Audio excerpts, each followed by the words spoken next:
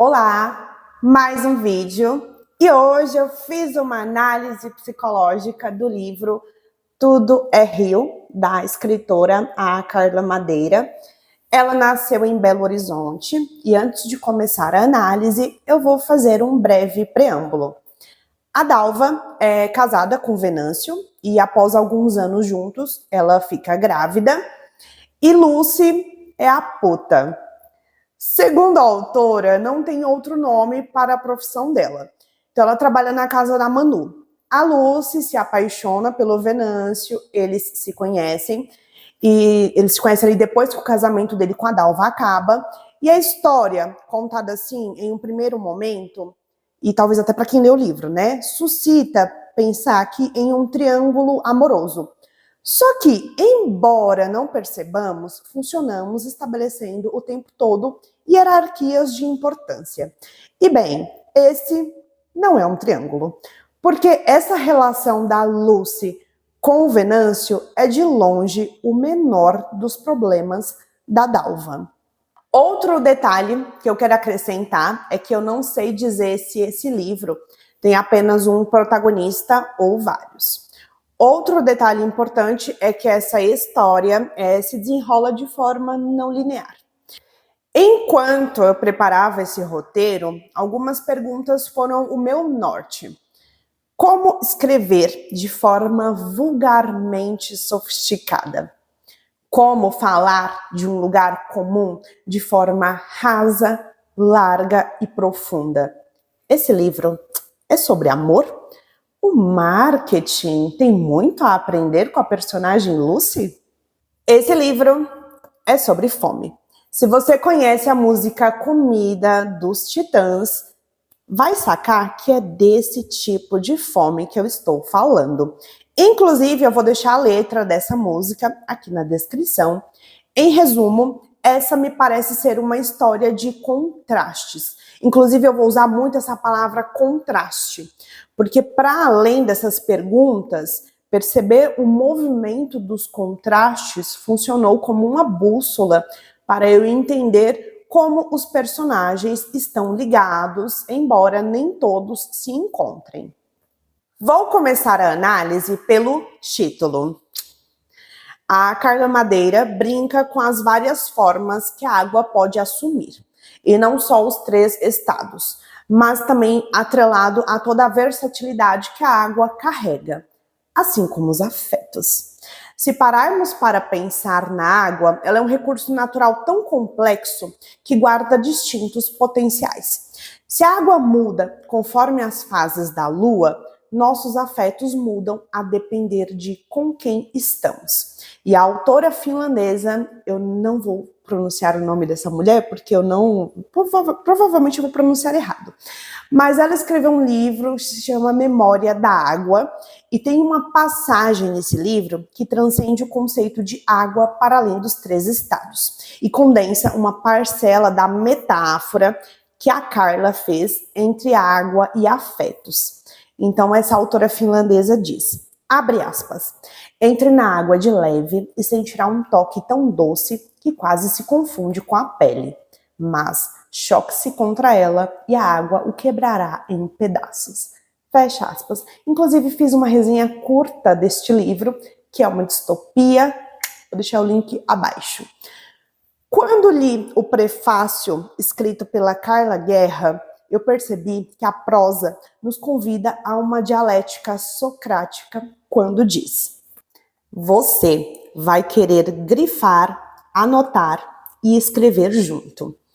A partir desse prefácio e durante a leitura, eu tive a sensação de que a leitura do livro exige uma atenção flutuante. A atenção flutuante é um conceito psicológico e funciona mais ou menos assim.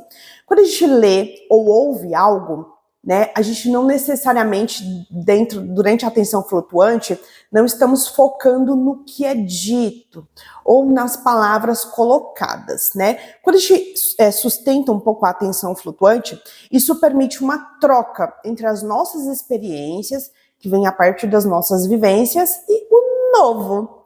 No caso, o novo é o livro. Ao começarmos uma leitura, não sabemos onde a história vai nos conduzir. Eu entendi, a partir da atenção flutuante, que nessa obra o inconsciente tem um papel fundamental. E digo isso porque eu ouvi algumas críticas a esse livro e os argumentos foram variações para falar coisas do tipo que a história passa pano para a violência doméstica. Essa não foi a minha percepção. Mas, ao conversar com um amigo sobre as críticas que eu ouvi a respeito desse livro, ele me disse uma coisa interessante. Ele me falou que provavelmente não o leria, porque o tema da violência doméstica é muito sensível para ele. É claro, assim, eu não quis entrar em detalhes sobre essa vivência pessoal dele, mas eu entendi o receio dele.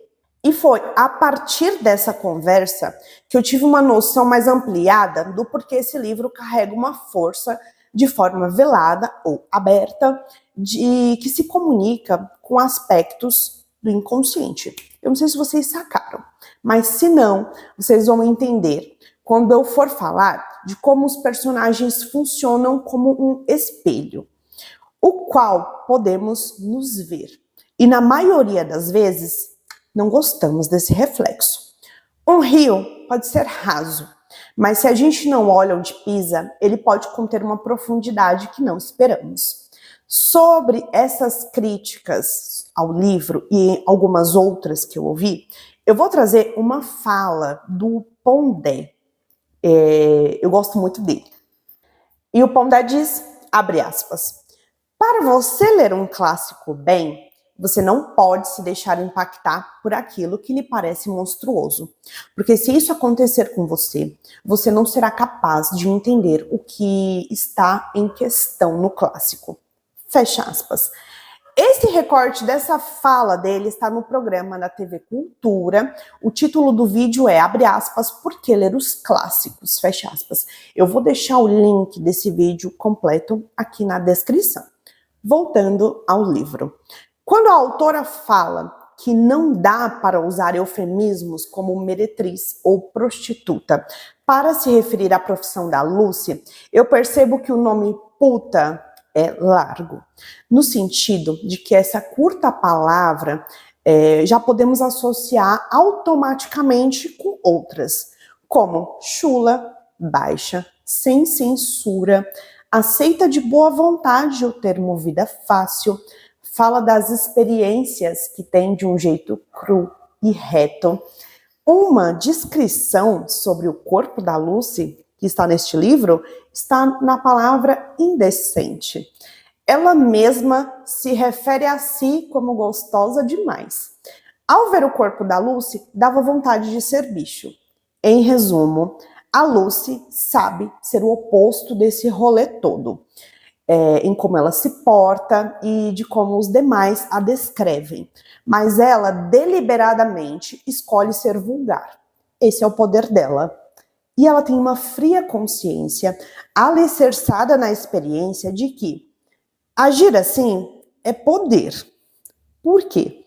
Ela sabe como usar. Ou melhor dizendo, ela pensa que sabe. Ao longo do livro, a Lucy vai ser forçada a reavaliar muitas de suas certezas. Esse jeito da Lucy, ele está a serviço de nos fazer entender a dinâmica pessoal dela por uma faceta do lado de dentro. Lembrando que somos constituídos de várias outras facetas, né? Mas ela se comporta a partir de uma das que consegue acessar. O lema da Lucy é: se ela queria, bastava. O que eu entendi desse jeito e como ela funciona é que ela é como um espelho. Se o mundo se move de forma limitada e rígida, Lucy usa o corpo para denunciar a limitação e a rigidez. Se o mundo se esconde por debaixo dos panos e das cobertas, a Lucy quer colocar fogo nesse pano. Se as pessoas se comunicam pelo que não é dito, a Lucy fala alto, fala demais, ao se esconder pelos muitos excessos. O fato da Lucy ser uma personagem que foi escrita sem filtros, sem rodeios, ela não está presa às amarras dos padrões moralistas Ao menos não os moralistas dos beatos, das beatas. Portanto, ela pode transitar entre várias ações em um primeiro momento que são chocantes e intensas, e fazer o leitor, ao falar dela, se observar de fora e revelar a quem ouve seus próprios padrões morais. Eu imagino que construir um personagem como a Lucy deve ser desafiador, porque um escritor, ele tem uma bagagem de repertório vasta e atrelado também a um senso de estética. Entenda o senso de estética assim. As palavras são como a melhor roupa que usamos. Pensando nos escritores, e eu também escrevo. As metáforas são como os melhores acessórios. Eu costumo pensar no senso de estética um tanto associado à vaidade. Então pensa aqui, na escolha dos acessórios e vestuários, pensa no que é tangível, que são roupas, acessórios e maquiagem, etc. No caso do escritor, isto tudo é substituído pelo simbólico, ou seja, as palavras. Eu cheguei a essa reflexão porque um autor, inclua Carla Madeira, com seu vasto repertório, tem que conter o impulso de querer escrever bem, bonito, ou talvez resistir à tentação de pensar como os leitores, essa questão de querer controlar, como que os leitores vão entender uma prosa poética associada a palavras consideradas mais vulgares. E sim, eu achei a escrita muito poética. E aí, se o escritor consegue desconstruir essas barreiras, pode se deparar com mais um desafio: como escrever de forma vulgarmente sofisticada. Como falar do lugar comum de forma rasa, larga e profunda. Eu vou dar um exemplo do que eu acabei de dizer sobre vulgarmente sofisticada, tá? Dizem que sabia fazer o diabo como homem na cama, enlouquecia qualquer um que passasse pelos seus cuidados. Reparem ou se demorem na palavra cuidado. Aliás, cuidados, no plural. Para a Lucy, o trabalho dela é oferecer cuidado. É esse o norte dela. Esse afeto é o norte dela. Portanto, é um fim. E os meios que ela usa para tal fim vão na contramão do que associamos, normalmente o senso comum associa com a palavra cuidado. O que me faz pensar no conceito de lógica subjetiva, que é um conceito da psicanálise que basicamente fala que o que eu entendo por cuidado, o que você entende como cuidado, é diferente. E é diferente porque fomos expostos a contingências diferentes. E temos uma história pessoal diferente e intransferível. E depois eu vou falar um pouco mais sobre a infância e adolescência da Lucy e trazer embasamentos à luz da psicanálise do porquê que a Lucy associa o trabalho dela como puta ao afeto cuidado. Lembrando que essa prosa é não linear. Para as pessoas que não frequentavam a casa da Manu, que funcionava ali 24/7, casa da Manu é onde a Lucy trabalha. Para essas pessoas que não frequentavam, era como ver o pecado de frente. Nas palavras da autora, era, abre aspas, ver as putas de perto, como se as putas não fossem gente. Fecha aspas. O Venâncio é marceneiro. Ele é descrito como triste, pesado, solitário, afastado de qualquer vaidade, é suado e maltratado. Ele frequenta, de vez em quando, a casa da Manu. E o Venâncio, assim como a Lucy, são personagens que eu diria que foram construídos de formas viscerais e são autênticos. Tanto é que eles despertam afetos e opiniões ambivalentes nos outros personagens ao redor. Ambivalentes no sentido de que as pessoas aqui do livro, e aparentemente pelo que eu vi até na vida real, os repelem. Mas, ao mesmo tempo, é difícil não sentir muita curiosidade sobre a história por trás do que moldou ambos. A Lucy sente uma intensa atração por Venâncio. Então, ele chegava à zona, pegava a primeira moça que via, completamente alheio à disputa que rolava entre os outros clientes por uma moça em específico, né? A Lucy não basta aos olhos, é preciso entrar dentro dela. E ainda assim não é suficiente, é preciso repetir. Mas a fila de homem é longa, então é preciso paciência para respeitar o tempo do outro cliente, dos outros clientes.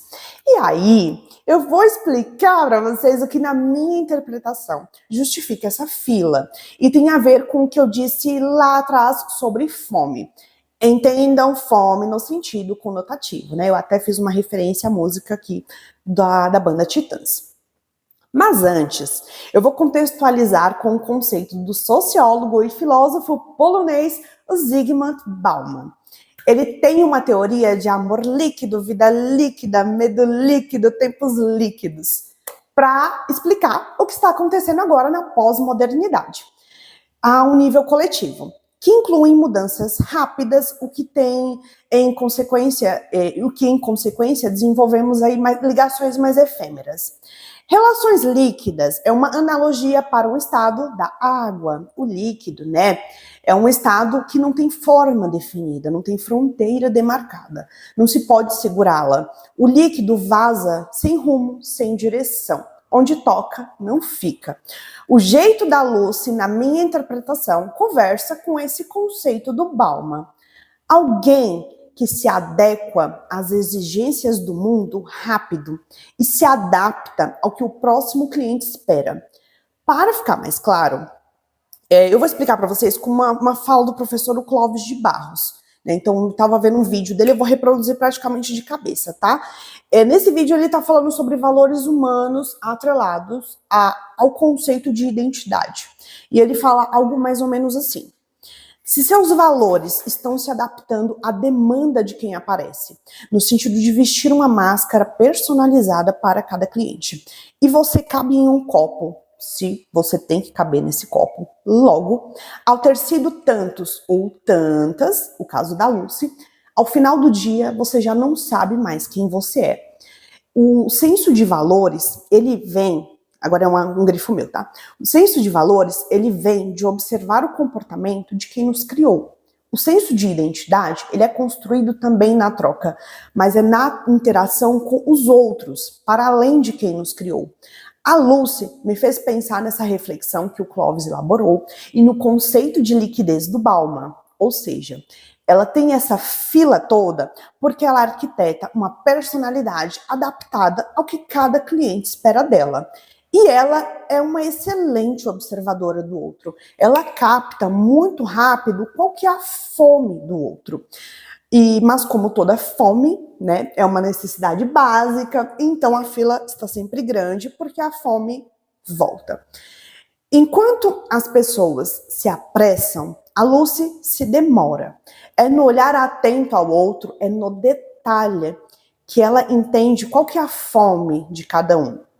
Portanto, a Lucy é um exemplo de amor líquido, já que esse livro se propõe a falar de amor e se embrenha pelo caminho mais complexo sobre o tema, assim, para tratar disso. Eu fiquei aqui... A Lucy, ela se oferecia ao Venâncio com diversas estratégias escandalosas e ruidosas. E o Venâncio sempre a recusava.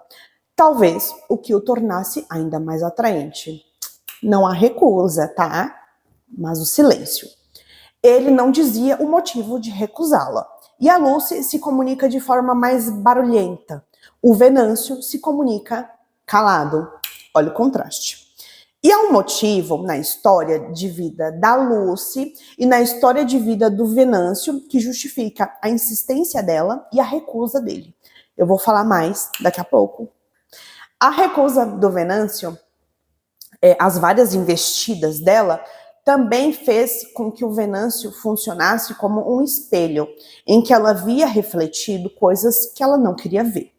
E o Venâncio, né, nesse sentido da metáfora do espelho, ele a fez desconfiar de todas as certezas que ela tinha.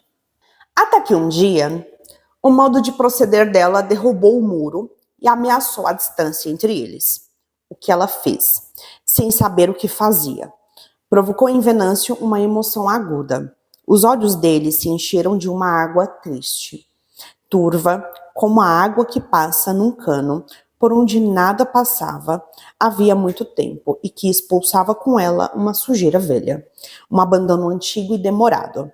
Aquele homem maltratado era dono de uma beleza que a desgraça escondeu com sua camada grossa de hostilidade. Naquele momento em que o opaco ganhou transparência, deixou ver o que tinha sido. Esta parte é o que eu quis dizer com Venâncio funcionou como um espelho para ela e a fez desconstruir algumas certezas que ela tinha. Daqui a pouco vai ficar mais claro ainda, gente. Tenho paciência, porque esta história é não linear e vou seguir a narrativa assim, de forma não linear também. Agora, vamos conhecer a relação do Venâncio com a Dalva. Eles foram amigos de infância, depois eles perderam contato. A Dalva achava o Venâncio esquisito.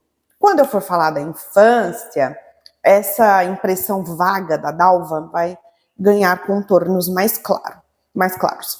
Então, eles se casaram apaixonados, tinham o tipo de relação que toda a cidade, à primeira vista, gostaria de ter. Né? Conforme vamos conhecendo a história deles, eu entendi que o subtexto ali da relação entre eles é sobre os vastos desdobramentos do amor. Em um primeiro momento, eles se vincularam pela excitação dos sentidos. Então, gostavam de se olhar, se cheirar, se ouvir, se tocar e ali conversar. O último, né, é até mais complexo e se traduz no tempo em que passavam juntos. E que, por mais que fossem longas horas, nunca eram suficientes.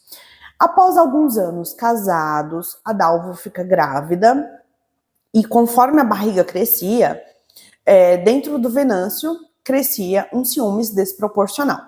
A Dalva estava muito feliz ali ao sentir o filho crescendo dentro dela, o Venâncio cada vez mais amargo. Então, contraste novamente.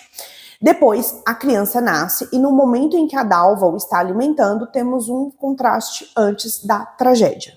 Contraste novamente. Então, a Dalva, ao amamentar, ela se entrega às emoções que a maternagem despertava nela e o Venâncio se entregou à loucura. E aqui, essa parte é muito pesada. O Venâncio tira o filho do colo da mãe, o joga longe e bate em Dalva. E assim, o capítulo 3 acaba. Agora, um breve paralelo rápido, para eu falar sobre uma impressão minha que é subjetiva e que, portanto, eu não sei se conversa com alguma estratégia deliberada da autora ou não. O capítulo 4 tem uma única palavra escrita, que é dor, vocês podem perceber aqui, ó. E o meu modo de ler, ele é mais lento. Isso associado à atenção flutuante, que eu expliquei lá no início. Esses dois, meu modo de ler mais atenção flutuante, me deu a entender que eu deveria me demorar mais nesta única palavra. É como se eu tivesse que deixá-la marinar a partir do que eu li até aqui, misturado à minha vivência pessoal, e completar com uma associação livre. Vale ressaltar que a palavra dor, que é a única palavra que está escrita no capítulo 4, ela termina com um ponto final, né, ao invés de reticências. Mas, na minha atenção flutuante, eu interpretei o espaço em branco como reticências. E aí eu coloquei algumas impressões minhas, tá? Eu não vou ler para o vídeo não ficar grande demais. Eu mencionei essa minha associação livre porque, para mim, essa parte representa mais do que o que me fez elaborar aqui como reflexão. Eu estou mencionando aqui porque toda vez que eu elaboro uma resenha, eu já li o livro todo. E, portanto, essa resenha sempre fica toda contaminada. Né? Agora, uma reflexão que a gente elabora antes de terminar uma leitura já tem uma pegada que diz mais sobre nós do que sobre o livro em si, porque eu não sei o resto da história, mas eu estou supondo que eu entendi a mensagem e esse detalhe me fez fazer uma associação com a dialética socrática associada ao conceito de inconsciente. E é isso aí, agora, né? Agora sim, capítulo 5. Nas palavras da autora, agora o Venâncio está morrendo esmagado pelo que não podia ser desfeito. E a Carla tem uma escrita muito precisamente poética. Com a dor, O silêncio, denso, ácido, estagnado. Um silêncio de caco de vidro moído esfolando o corpo por dentro. Um desesperar, nada por vir. Aqui ela faz uma analogia com o vidro, eu associei com o dizer popular de que confiança, reputação é como um vidro, né? Ou como um espelho. Quando quebrado, mesmo remendado, não volta a ser o mesmo. Mas considerando a gravidade da situação, essa minha associação talvez seja só a ponta do iceberg. Depois dessa tragédia, a Dalva começa a sair de casa todos os dias e só volta no final da tarde. Durante a maior parte do livro, não sabemos o que essas caminhadas representam ou o que ela faz durante essas longas horas ausente de casa. Aqui nesse trecho que eu vou ler, o próximo, a autora ela está falando através de um recorte antropológico sobre quando a Dalva volta para casa, né, que é sempre no final da tarde. E eu sou fascinada por antropologia, então eu achei sensacional esse recorte antropológico. Dizem que a tristeza dessa hora está nas entranhas da gente, infiltrada nas nossas menores porções há milênios. Nasceu do pavor infinito de anoitecer, hora em que as mulheres não sabiam se seus homens voltariam vivos da caça. Muitas vezes não voltavam. Hora em que os homens, ao voltar da caça, não sabiam se encontrariam suas mulheres mortas. Muitas vezes encontraram. A autora descreve a postura corporal da Dalva ao andar, né, durante essas caminhadas, como lenta, com ombros fechados, pesados de tristeza, como quem desistiu, embora o contraste. Caminhava com a cabeça erguida, não por afetação ou orgulho, mas porque nada mais no mundo era tão importante quanto o que representava o lugar para onde ela estava indo. Em uma parte do trajeto, a Dalva passa pela porta em que ficava o puteiro. E até a Dalva era um espelho para essas moças. O modo como caminhava agora era um contraste com a felicidade que exalava tempos atrás. Quando Dalva e Venâncio estavam juntos, né, as putas os observavam e elas sentiam como se lhes tivessem sido negado aquele amor. Amor esse que a Dalva e o Venâncio lhes mostrava ser possível. Elas reparavam nos mínimos detalhes sobre eles, como quando, por exemplo, ajeitavam ali a roupa um do outro, o que simboliza um gesto de cuidado, de perceber o outro de perto. Em contraste, em como as putas também percebiam o mesmo que eles, só que de longe. Ou seja, que aquele casal exalava amor.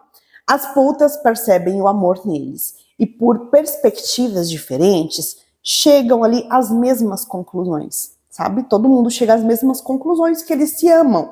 E são perspectivas completamente diferentes, é nesse sentido que eu trouxe. Se ainda não ficou tão claro o que eu quero dizer com alguém ser um espelho para o outro, eu vou trazer outro recorte.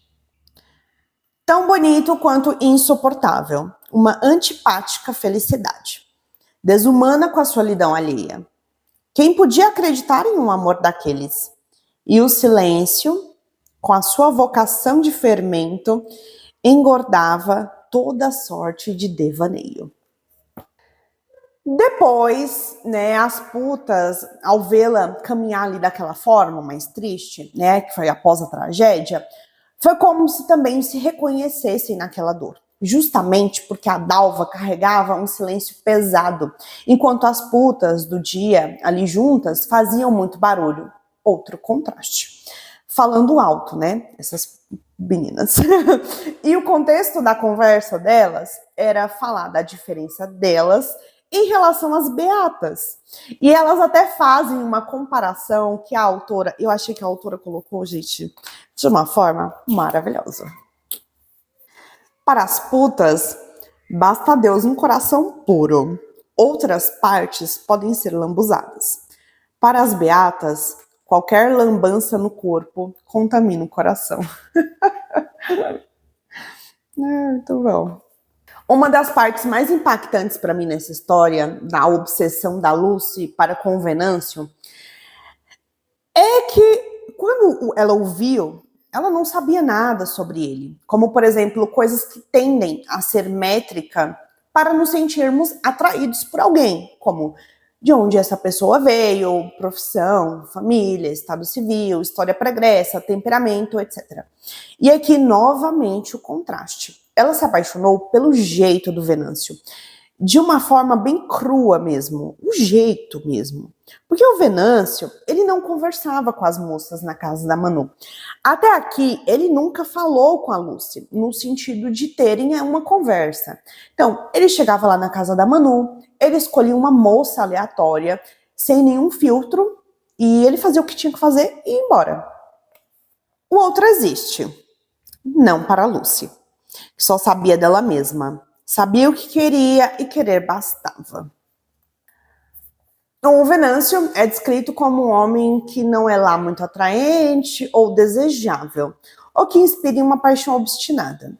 Isso se levarmos em consideração as percepções que chegam até nós unicamente pelos órgãos dos sentidos. E o termo paixão obsessiva é um termo muito preciso para descrever o que a Lucy sente. Paixão no sentido de que ela não o conhece. Portanto, as chances de ela estar vendo alguém que não existe são grandes. E obsessão, no sentido de que a vida dela agora gravitava ali em torno dele. Após tantas recusas do Venâncio às investidas da Lucy, a Dalva, agora que é ex-mulher, virou alvo. Como a Lucy tem essa personalidade mais obsessiva, o obsessivo ele se agarra a um ritual compulsório. Então, fazer chacota da Dalva no alpendre virou um ritual. Para os que viam de fora, se tornou um espetáculo gratuito. E se o Venâncio recusava a Lucy, a culpa era de quem? Da Dalva. E aí a Lucy ela faz esse movimento que é se comparar à Dalva, inicialmente pelo corpo, mais precisamente pelo crivo da desvalorização. Então ela imaginou que ela era muito mais bonita comparada à Dalva, que devia ter uma bunda meio murcha. Desvalorização essa que a Lucy também usa para se referir às esposas dos clientes, né? A chamando de mulheres secas. E ela continua dizendo que quando forem dormir com suas esposas, é nela que pensarão. Toda vez que ela desvaloriza alguém, é quando ela está com raiva. Portanto, gritar e se colocar como melhor em relação a todas as mulheres é uma estratégia a serviço de aplacar a raiva.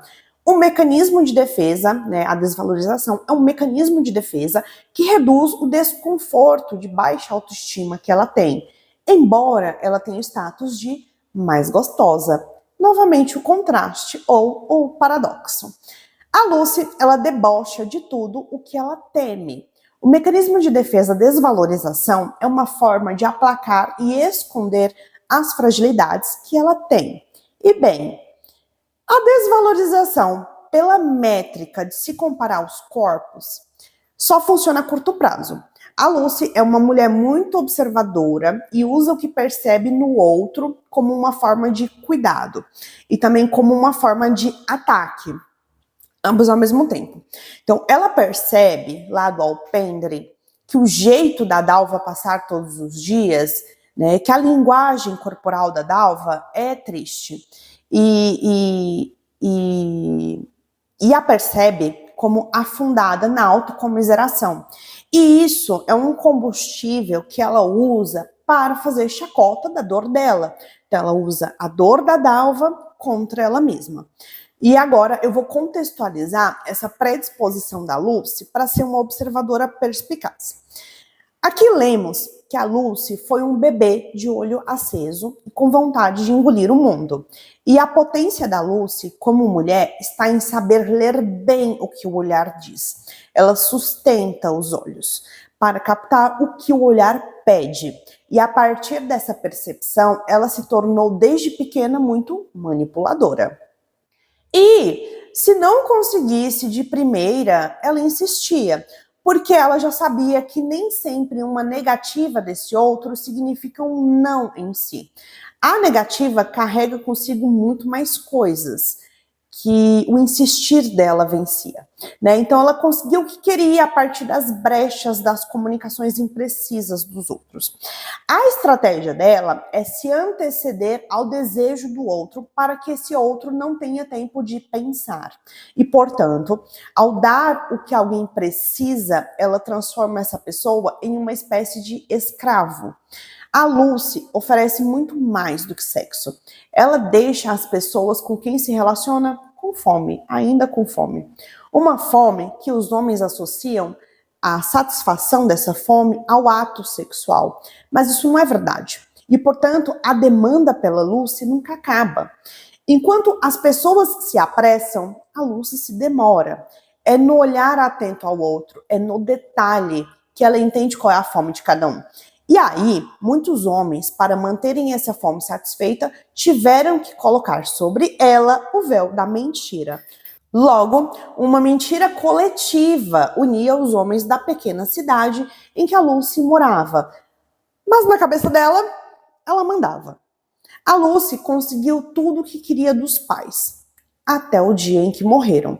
E ela ordenava, enquanto pequenininha, que os pais ali se levantassem do caixão. Foi o seu primeiro não intransponível. Sem saber, ela jurou que seria o último. Eu acho essa parte muito significativa para entender como a Lucy vê o mundo. Uma mulher que associou a palavra não com rejeição. Mas na maior parte das vezes, o não pode ter outras facetas, como impor limites, como não se permitir ser invadido pelo outro. Nem sempre, quando alguém nos diz não, isso significa que essa pessoa não goste de nós. Às vezes, conseguir exatamente o que queremos é justamente o que pode nos fazer mal. Porque viramos escravos da vontade, do desejo imediato. Vontade de desejo, pensando aqui no livro sobre a liberdade da vontade do Schopenhauer. E o pai da Lucy, quando estava vivo, ele reforçava esse traço da Lucy de ser um pouco mais obsessiva. Mas ele confundia obsessão com obstinação. E bem, obstinação talvez seja um eufemismo para caráter obsessivo. Só que caráter obstinado pega melhor, né? Soa muito melhor. Então, ela associou que ser insistente despertaria orgulho nas outras pessoas, já que orgulho era o que o pai sentia, por ela ser assim, dessa forma mais insistente, por não aceitar não. Depois que os pais faleceram, a Lucy foi criada pela irmã do pai, a tia Duca. Na casa da tia, dessa tia Duca, ela não tinha permissão para ser subversiva. Missa todo domingo. Lucy odiava. Tentou convencer a tia de como a coisa funcionava com ela. Não deu certo. Tia Duca não deixava olhar dentro do olho e cortava de cara qualquer conversa subversiva. Reparem ou se demorem na frase, abre aspas, tia Duca não deixava olhar dentro do olho, fecha aspas. Sobre isso, eu associei esse traço da Lucy à inteligência interpessoal. O psicólogo Howard Gardner, ele expandiu o conceito de inteligência para além do que o teste de QI se propunha a medir, né? Então ele definiu 6 tipos. A inteligência interpessoal é uma delas. Esse tipo de inteligência, ele é percebido na qualidade da interação com as outras pessoas. Então, essa inteligência é a capacidade de entender o que motiva o outro, né? Conseguir trabalhar muito bem em grupo e exercer uma escuta atenta. Esse tipo de inteligência reúne habilidades que são muito comuns a líderes. Em síntese, tratamos as pessoas de modos diferentes porque as pessoas têm a nos oferecer ao mundo vícios e virtudes diferentes. Então, a Lucy, ela tem muitas características de uma líder, sim. Embora essa inteligência dela, essa percepção dela de perceber muito bem o outro, a necessidade desse outro e atender essa demanda para que assim ela possa controlar melhor esse outro. Então, embora esse traço dela, essa inteligência dela, venha ao preço dela se tornar muito fragmentada, uma pessoa líquida, como diria o Bauman. E para entender o outro, as necessidades desse outro, ela olha nos olhos desse outro. E a tia Duca já sacou que a Lucy é assim. Por isso que eu ressaltei esse trecho que a autora traz, né? De tia Duca não deixava olhar dentro do olho. A adolescência trouxe, junto com o corpo diferente, né? Além de toda a dúvida inerente a essa fase, como construção da identidade, dilemas, crises existenciais e etc., né? Mas passando aqui de um contexto geral para um contexto mais específico, a adolescência trouxe para Lucy uma insatisfação ainda mais intensa com as regras da casa da tia. A Lucy, como alguém mais subversiva, concluiu que a situação dela dentro desse lar estava ficando cada vez mais insustentável. E aí, como eu disse, quando ela sente uma raiva intensa, o meio que ela tem de lidar com essa emoção é ferir. Conscientemente, ela sabe que fere o outro. Só que como tudo tem dois pesos e duas medidas, ela acaba também se colocando nessa equação sem perceber.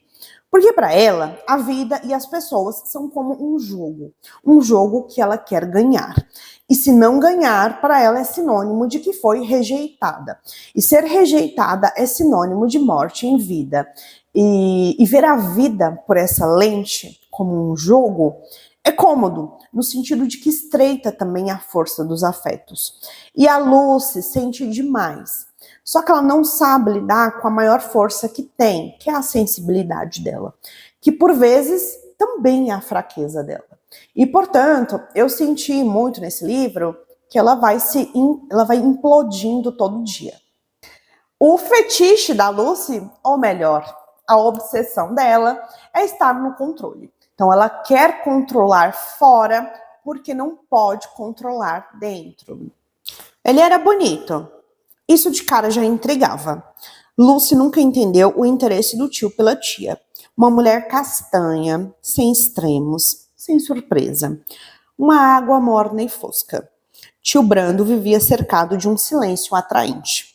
Uma distância de quem quer ver melhor, que abria caminho para a tia Duca ocupar todos os espaços. Ela mandava, mas era ele quem permitia. Nem de longe era o marido Palerma que gostava de parecer. Ali existia uma conveniência esperta.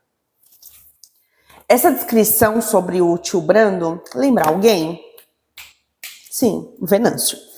Reparem também aqui que a autora usa o termo, abre aspas, água morna e fosca, fecha aspas.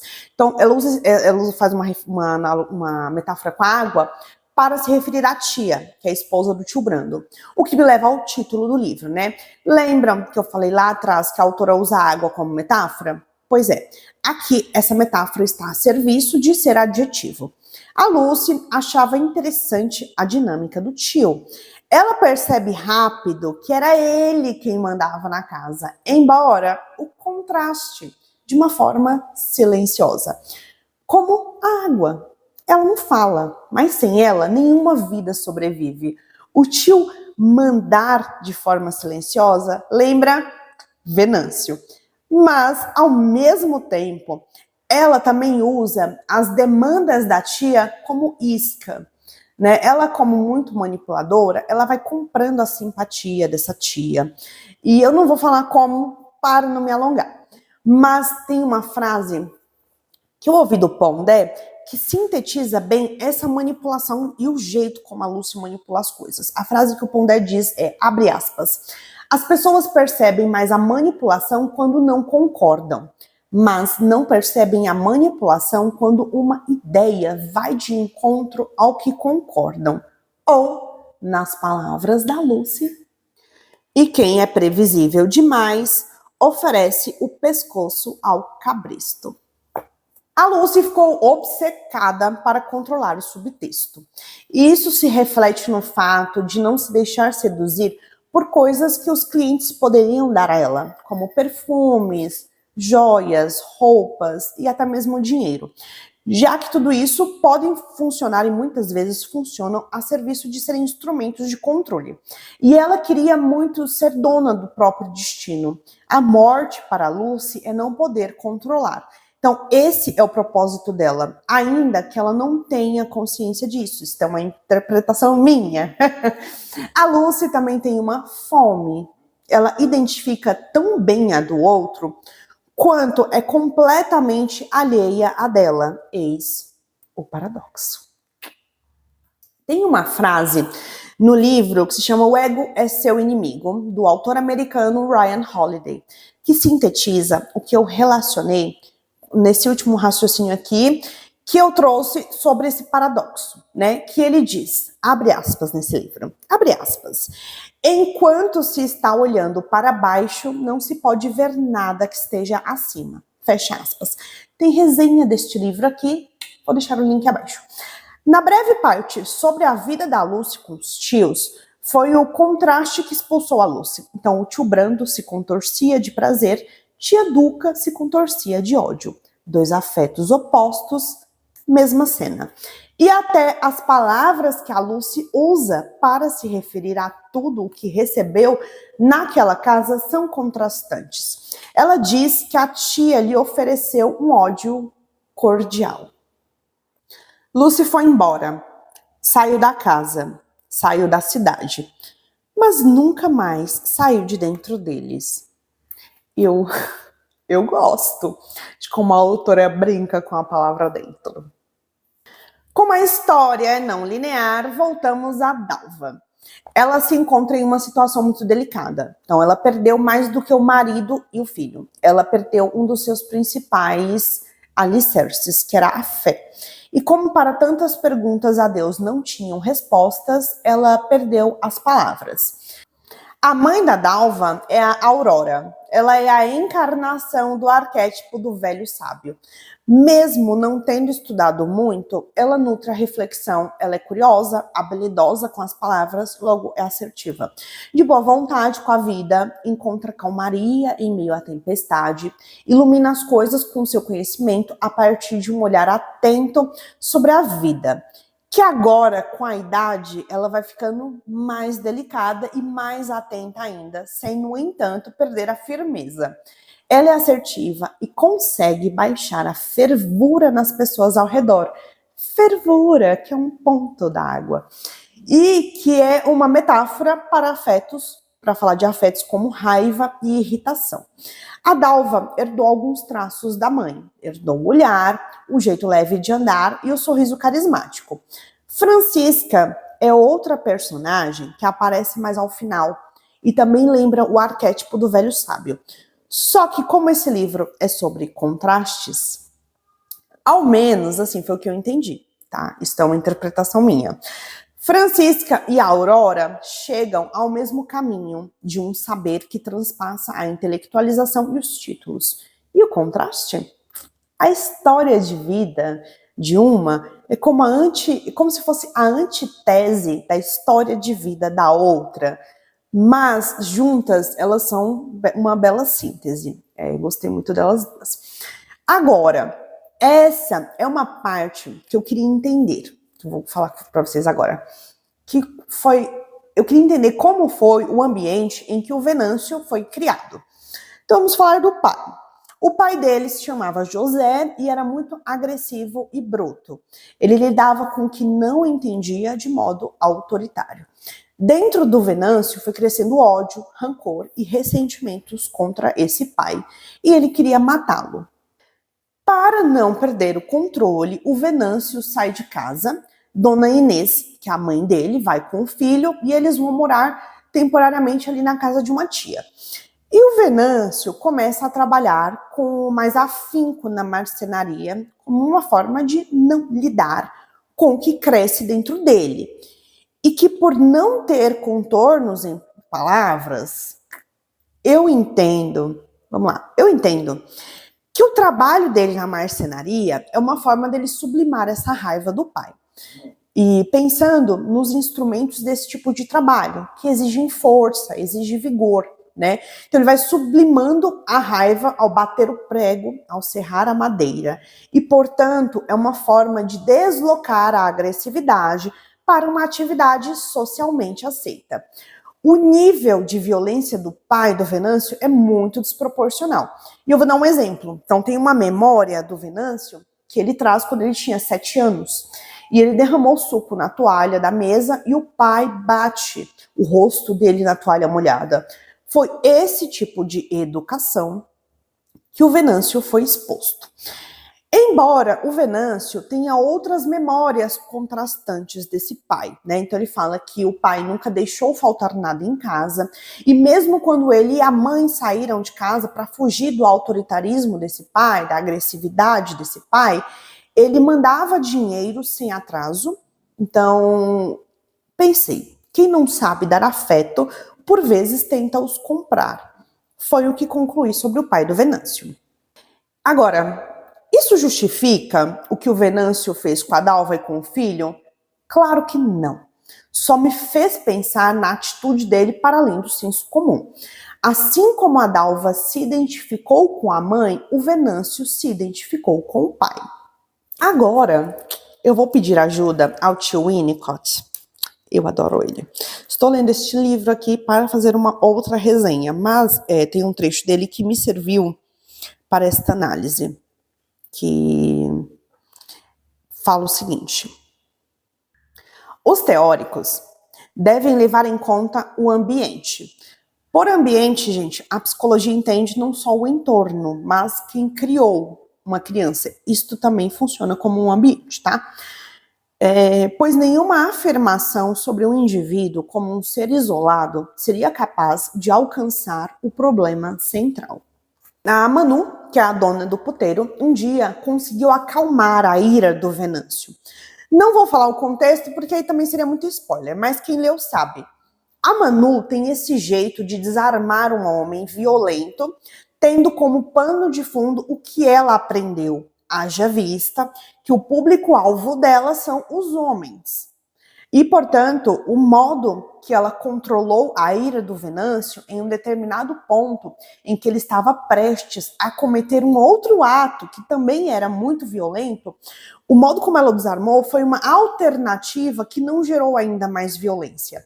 Eu penso que um dos principais responsáveis por Venâncio ter rompantes violentos é que ele não consegue integrar e reconhecer esse traço de agressividade dele.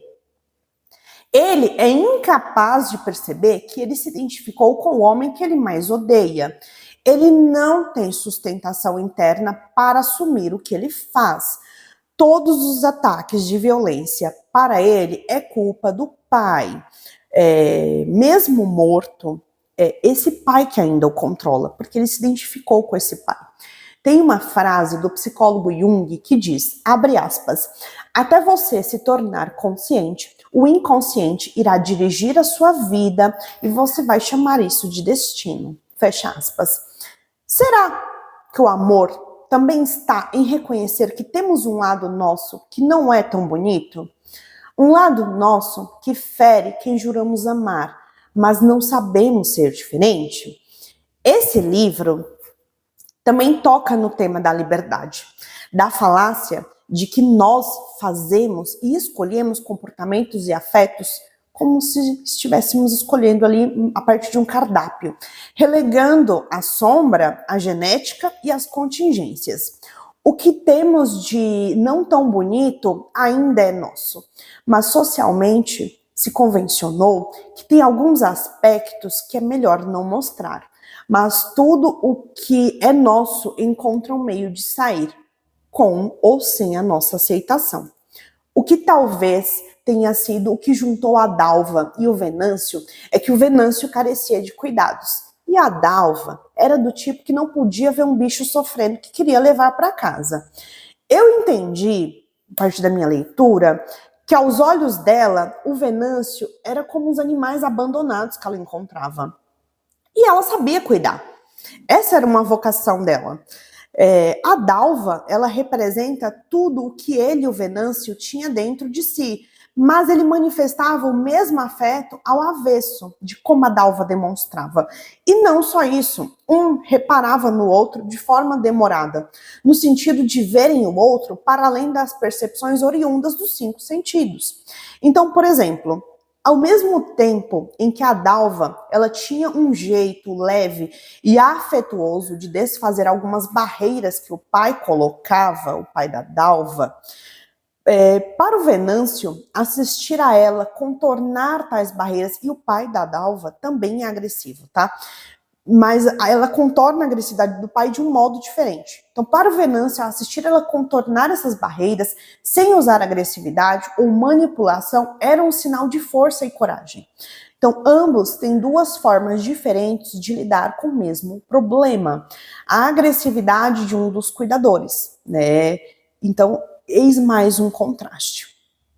E o pai da Dalva, como eu disse, também tem um jeito de se comunicar mais agressivo, sim. O que acalma essa água turbulenta que é o pai é a água calma que é a mãe. E aí, aqui tem um detalhe muito curioso. Seu pai quer te proteger, cuidar de você. Não age assim para te chatear. Não agarre na parte ruim. Mas Dalva agarrou. Não tinha consolo. Ficou vendo e revendo o pai chamar ela de vagabunda. Lembrando a cara deformada que ele fez. Estúpido. Não ia perdoar nunca. Embora a mãe tivesse a melhor das intenções ao tentar acalmar a filha, usando estas palavras que eu acabei de ler, sem perceber, talvez tenha feito a filha associar que cuidado é análogo à agressividade verbal, ameaça e desvalorização. Vamos pensar em agressividade para além do senso comum? Eu vou trazer um paralelo muito rápido aqui, tá? Para ficar talvez mais didático. Vocês se lembram, quem assistiu o filme O Poderoso Chefão, quem se lembra da personagem a Connie, né, desse filme? Essa trilogia gira em torno do patriarcado, da força do homem e do respeito à família. Só que a forma como tudo isso se sustenta é por meio da violência. E, enfim, a Connie, embora filha de um homem que é respeitado e que nunca usou de violência física contra a mãe da Connie, né, esse pai que é o Vito Corleone, então ele nunca bateu na esposa. Só que ele controla os negócios, rege os negócios por meio da violência. Logo, ele é um homem muito violento. E aí a Connie, ela se casa com um homem violento, que a violenta fisicamente e psicologicamente. Ela estava permeada por um ambiente violento o tempo todo. E, portanto, ela associou que violência é uma expressão de cuidado. Eu trouxe esse exemplo da Connie porque eu vejo o mesmo acontecendo. A Dalva, ela se casou com um homem que tem o temperamento do pai dela.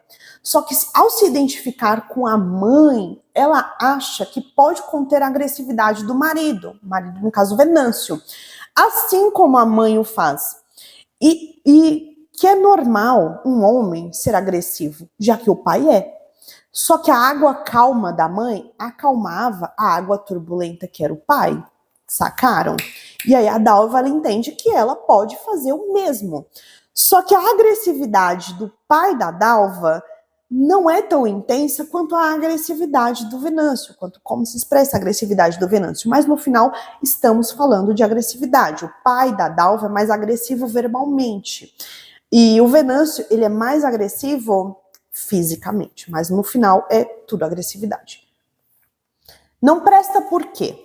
Aqui a Aurora está conversando com o pai da Dalva, tentando contornar ali o porquê que o pai da Dalva não quer que a Dalva se relacione com o Venâncio, tá? E aí a mãe tá tentando dar uma ajudada ali, para os dois ficarem juntos. E ela fala, Venâncio não é o pai dele, Antônio.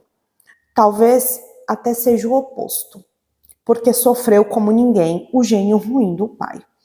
Seu José é um homem infeliz mesmo. Seu José é o pai do Venâncio. Grosso, encrenqueiro, mas prestar, ele presta. Esse recorte para mim explica o final. A Dalva se identificou com a mãe. É muito raso dizer que um livro passa pano para uma violência doméstica sem entender qual tipo de ganho alguém tem ao se manter em um tipo de relação abusiva. Por isso eu trouxe o exemplo da Connie, para ampliar o nosso olhar sobre a mesma cena. Nesse trecho que eu li, a Aurora está falando com o marido, né, o Antônio.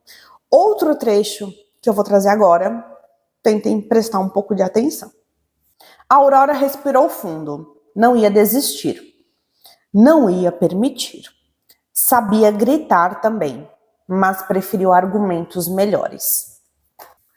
A Dalva faz a escolha que faz no final porque ela sabe o que é a violência, mas acredita que o contraponto, o contraste, pode melhorar e curar. Estou dizendo que a Dalva está certa ou errada ao fazer a escolha que fez ao final? Não. Eu estou dizendo que a Dalva, assim como todos nós, vivemos do melhor jeito que podemos. Fazemos o uso das ferramentas que temos à mão e que entendemos serem as melhores para o contexto que estamos inseridos. E fazer diferente é se reinventar. E nada nos garante que um caminho novo vai nos fazer escolher melhor. Não podemos escapar do lugar mais importante enquanto vivermos, que é dentro de nós. E somos filhos de 1000 homens. Inclusive, eu amo este livro. Acabei de citar o título do livro do Walter Ugumãe. Talvez a maioria das pessoas conduzam as suas opiniões sobre esse livro com base no final. Mas, se eles ainda estão vivos, de qual final estamos falando? Que os personagens, tá? De um final conveniente? De um lugar de dor? Que parte da nossa dor? A Dalva se identificou tanto com a mãe que eu entendi que ela encarnou o arquétipo do herói, o arquétipo do sacrifício. A Aurora tem a virtude da compaixão, não condena ninguém. Meus filhos vão escolher de quem eles vão gostar. Todos eles, um por um. Eu juro que vão. Ninguém vai herdar as suas brigas. Aqui nessa conversa, que a mãe da Dalva tem com o pai, né, levando em consideração que a Dalva se parece com a mãe no jeito e nos traços, portanto, ela herdou dessa mãe a mesma linha de pensamento. E o pensamento antecede a atitude. E uma fase importante uma fase importante da construção da nossa identidade é o período pré-simbólico. Portanto, nessa fase crucial, aprendemos através das atitudes dos nossos pais, não o que eles nos dizem. É todo esse rolê que eu tô querendo dizer para vocês que escolher um parceiro não é exatamente uma escolha consciente. Tem a ver com a nossa dinâmica anterior a uma fase pré-simbólica. Não é tão simples julgar rápido, falar rápido, condenar rápido. Tudo isso fala muito mais da nossa dor e não acrescenta em nada. A Aurora nunca deixou ele ser um homem ignorante demais. Sempre fez ele ver mais largo. Tinha sorte de ter uma mulher como ela. Tem uma outra parte que é interessante, que conversa sobre o que eu falei. Você é meu sabiá, Dalva, meu ouro. Diga a Venâncio que você tem um pai que te ama. O silêncio voltou leve, o perdão veio com ele. O que me remete a Dalva não ser do tipo que aceita uma gaiola de ouro, né? O fato do pai chamar ela de sabiá. Eis mais um contraste. A forma como ela funciona parece até desproporcional para ter feito essa escolha, nessa dinâmica que ela tem com Venâncio. E aí eu volto a dizer, esse livro não tem um protagonista, tem no mínimo 3. E eles são como um espelho, que ao falar deles, falamos de como fazemos nossas escolhas todos os dias. O Venâncio é descrito pela família da Dalva como tendo um jeito discreto. E foi essa a principal característica dele que cativou a família dela. E eu me perguntei o que essa descrição esconde. Esconde o lado que é dele, mas que ele tem vergonha de mostrar, mas que sai do mesmo jeito, e de um jeito muito desastroso. A Dalva, antes de se casar, percebeu já de início uns ciúmes. Só que os contornos desse afeto eram contidos, em outras palavras, discretos. Eu penso nesses ciúmes discreto do Venâncio como um tipo de inveja velada, porque a família da Dalva era muito unida. Na psicologia, temos um termo para esse tipo de família, que é a família da Dalva, que a psicologia fala de família aglutinada, que é um tipo que as pessoas, né, dessa família são muito excessivamente unidas, o que leva a uma dificuldade em diferenciar um parente do outro. Em relação à personagem, parece que todos os momentos, né, parece que todos os membros da família da Dalva têm ali o mesmo temperamento. Lembram lá que a Dalva e a mãe Aurora, elas são quase as mesmas. Elas são fruto dessa relação mais aglutinada. Lembram que eu falei que a Dalva encarnou o arquétipo ali do velho sábio, o arquétipo do sacrifício, assim como quem? A mãe. A Dalva tem um tipo de família que era o contraste do Venâncio. Por isso que eu falei que talvez ele tenha ali uma inveja velada. A família do Venâncio é uma família mais desestruturada, enquanto a da Dalva é excessivamente unida, né? Dois contrastes. Um foi sendo tudo para o outro. Primeiro, por força das circunstâncias. Depois, foram tomando tanto gosto em ficar juntos que se fecharam numa redoma, deixando amigos, família, toda espécie de convivência do lado de fora. Olha, esta parte me remete a uma fase de um comportamento mais tóxico, discreto, né? À medida que a relação dele com a Dalva vai se estreitando, ele vai afastando ela da família, né? Do resto do mundo, vão criando ali uma simbiose.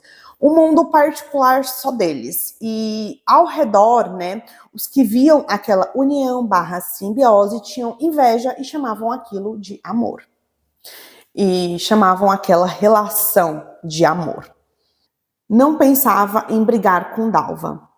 Pensava em se livrar dos rapazes. Ruminava, arquitetava. A Aurora, que é a mãe da Dalva, ela conseguia ler no olhar do Venâncio o que ele encobria em pensamentos, né, com esse jeito discreto dele, como o que acabei de ler agora. Só que como uma encarnação do arquétipo da Salvadora, ela achava que aquela fase ia passar. E por que a Aurora tinha tanta certeza? Porque ela sabia quem a filha era.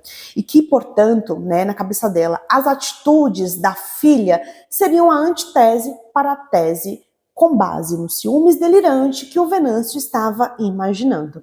E que na segurança da certeza de quem sabe quem é a filha os delírios do Venâncio não teriam bases sólidas que se justificassem na realidade. Portanto, na cabeça dela, as atitudes da filha falariam por si mesmas. Errada não tá. Porém, talvez a dona Aurora só tenha se esquecido que um delírio, e o Venâncio ele tem um ciúmes delirante, um delírio não se desconstrói com provas concretas na realidade. O Freud descreveu 3 tipos de ciúmes: o ciúme competitivo, o ciúme projetado e o ciúme delirante. No caso do Venâncio, ele tem um ciúmes mais delirante. A diferença entre um ciúmes que é mais saudável e que até em um certo ponto é benéfico para uma relação e o patológico está na intensidade, na distorção e no prejuízo que a pessoa traz para si ou na relação com os outros. Delírios são ideias fixas que nem mesmo com provas ou com raciocínios lógicos de esforços de pessoas que estão de fora para convencer alguém, não consegue convencer essa pessoa do contrário, tá? E sobre ciúmes delirante, eu falo mais no vídeo em que eu fiz uma análise do personagem Bentinho, do livro Dom Casmurro, do Machado de Assis. Vou deixar o link abaixo. O transparente virou barro. O amor não é incondicional coisa nenhuma. Tem suas fragilidades de matéria orgânica. Estraga, esgarça, rasga, inflama, acaba. E como acaba? É feito gente. Depende do que vive. O medo esmagou o coração de Venâncio. Não sabia desfazer o que estava feito. Sentia vergonha de ser o que era, filho de seu pai. Experimentou o que odiava nele. Quando a autora fala, né, o transparente virou barro. Aqui é uma outra forma de pensar no título. Tudo é rio. Rio, portanto, composto de água. E quando tem barro, mais rio, não se tem como separar o que é água e o que é terra. Então eu entendi que a relação ao título, né, é vinculada a um subtexto que permeia o livro inteiro, que é falar de amor. E o quanto é difícil separar amor. Pense em amor como água, com violência, pense em violência como análogo à terra. Se a água é transparente e a terra é composta de muitos materiais que não vemos ali a olho nu na terra, como por exemplo pedras, no sentido de que a terra não é pura. Então eu fiz aqui uma associação livre com amor à água e violência à terra. Tá, eu divaguei, mas eu acho que faz sentido pensando aqui no título do livro. Então, o livro ele se predispõe a falar de diversas facetas que permeiam o amor e vai pelo caminho mais tortuoso e, portanto, mais difícil. Porque, de acordo com o senso comum, não há amor em Lucy, mas ela o expressa de uma maneira, uma das maneiras que eu acho que é uma das mais genuínas provas de amor. E qual seria? Perceber o outro. O livro inteiro fala de amor, mas não define amor de forma alguma. Pensemos na água. Por exemplo, se falta, não há vida. Por exemplo, não há vida em Marte porque não tem mais água. E a água nos pede algo em troca? Nada. É possível dizer que a água nos ama? Bom, segundo as definições humanas, não, já que ela é apenas um produto da natureza. Mas se pensarmos na água e no amor, sendo o amor um afeto que não espera nada em troca, dá para fazer uma associação livre entre amor e água. Dalva sempre começava soltando os cabelos, como se precisasse se cobrir um pouco antes de ficar nua. Esse detalhe é muito importante. Agora voltamos a Lucy e Venâncio. Um dia eles ficaram no quarto a sós e ela estava em silêncio, o que para Venâncio não combinava com ela. Aquela era a Dalva, esta é a Lucy. Pôs a mão na cabeça, arrancou os grampos e deixou que caíssem no chão, se desfazendo de tudo o que não era ela. Libertou os cabelos, que se desmancharam macios sobre os ombros agudos. Venâncio viu, reconheceu. Deixou escapulir sem controle uma emoção visceral. Era assim que Dalva se preparava para ele. Então, a Lucy, ela conseguiu o que queria quando não estava tentando conseguir o que queria. A Lucy depois esperou a Dalva lá no alpendre e gritou que foi a melhor trepada da vida dela e que o Venâncio agora era dela. Reparem uma coisa. Talvez tenhamos a tendência em pensar que há um triângulo aqui, mas pensando no rumo da prosa, a Lucy é a única que imagina aqui um triângulo. Mas para a Dalva e o Venâncio não há triângulo nenhum. Esse detalhe é só para pensarmos o quanto, isso que eu trouxe, tá? É só para pensarmos o quanto as dinâmicas, embora envolvam as mesmas pessoas, elas ganham contornos muito diferentes a depender da história que estamos vivendo e da história que nos moldou. E eu vou ilustrar o que eu falei agora com um trecho deste livro do tio Winnicott. Porém, esse problema é obscurecido porque o grau de objetividade com o qual contamos para falar da realidade exterior de cada indivíduo é variável. Até certo ponto, a objetividade é um termo relativo, já que tudo aquilo que é objetivamente percebido é sob certos aspectos subjetivamente concebido, né? Agora, essa parte aqui também, que eu vou ler, destaca porque, embora o Venâncio esteja fisicamente com a Lucy, para ele não existe e nunca existiu nenhum triângulo. E nem com a Dalva, nem para a Dalva, porque a Dalva neste momento tem outras coisas assim muito mais importantes e problemáticas para se preocupar do que com a Lucy. Os encontros alimentavam a ilusão. Ela soltava o cabelo e Venâncio revisitava o passado. Fechava os olhos e, sem olhar Lucy, trepava com Dalva. Os dias foram agravando o adoecimento. Cada um isolado na própria loucura. Construiu o enredo que bem entendeu. Uma hora, tanta independência ia acabar entrando em choque. Na vida, o mal resolvido sempre tromba com a gente. Ninguém escapa das tangentes. Então, vocês sacaram. Por que pro Venâncio não existe um triângulo? Por que a Dalva não existe um triângulo? No entanto, para a Lucy tem. Bom, a Dalva, ela poderia ter denunciado à polícia o crime do Venâncio. Poderia ter confessado ao padre. Mas, como ela me pareceu ter se identificado com a mãe em relação à personalidade, encarnado o arquétipo do sacrifício, então eu interpreto o silêncio dela como uma punição maior, como a maior punição que ela pode oferecer ao Venâncio, né? Mais do que a restrição à liberdade que o sistema prisional poderia oferecer.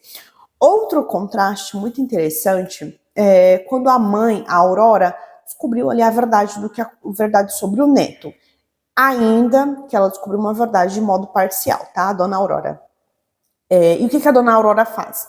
Ela estava em outra cidade, então ela volta e vem visitar a filha. E ao ver a filha, ela apenas se deita na cama com ela e ela oferece um silêncio bondoso. Então ela envolve a Dalva no afeto calado que nenhuma palavra é capaz de oferecer. Tem uma frase que diz que a morte, para algumas pessoas, é o que de melhor pode lhes acontecer. Porque algumas pessoas, mesmo tendo tido atitudes execráveis em vida, depois que morrem, podem virar mártir. E oferecer o silêncio é uma forma de castigo, porque é fazer a pessoa conviver com as consequências do que fez. É fazer a pessoa encarar o lado que mais teme, o de dentro. Se o mundo é ruidoso, não é à toa. Isso serve a um propósito. Tem uma frase que eu gosto muito que diz, abre aspas, as consequências dos nossos erros são os nossos maiores juízes, fecha aspas. Não consegui achar o autor desta frase, mas ela cai bem não só ao Venâncio.